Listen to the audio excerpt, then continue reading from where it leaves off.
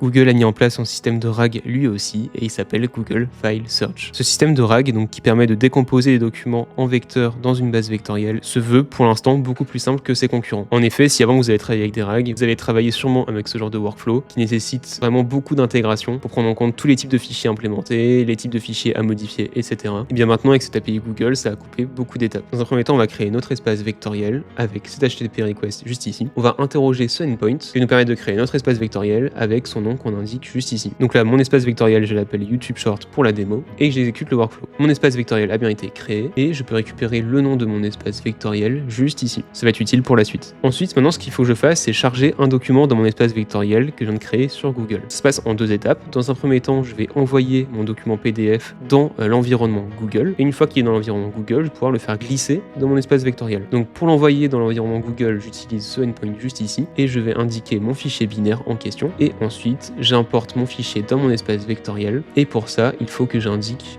mon nom d'environnement juste avant la fonctionnalité import file dans le endpoint. Donc j'exécute mon workflow, je glisse un PDF, mon fichier va s'upload directement sur Google et ensuite il va s'upload dans ma base vectorielle. Et maintenant que c'est setup, je peux directement utiliser un RAG pour interroger ma base vectorielle et récupérer des informations. Donc pour ça, j'utilise un outil, un requête HTTP qui va me permettre d'appeler ma base vectorielle. Donc là, je lui demande quel est le chiffre d'affaires d'Ubisoft au premier trimestre 2025. On peut voir que mon agent interroge la base vectorielle et il me soumet la réponse. Le chiffre d'affaires d'Ubisoft pour premier trimestre s'élève à 310,8 millions d'euros, ce qui est exact. Après, petit défaut avec l'API, il n'est pas encore possible de supprimer des documents de sa base vectorielle. Donc si vous les mettez, vous êtes bloqué avec ça, il faudra créer une autre base ou alors il faudra utiliser du Python pour supprimer les fichiers. Mais je pense que ça arrivera par la suite. Si tu veux mieux comprendre quelles sont les implications de cette nouvelle API Google File Search et si tu veux apprendre à mettre ce genre de workflow en place, eh bien tu peux checker ma dernière vidéo ou alors tu peux commenter RAG et je t'enverrai le template. Et moi sur ce, je te dis à la prochaine.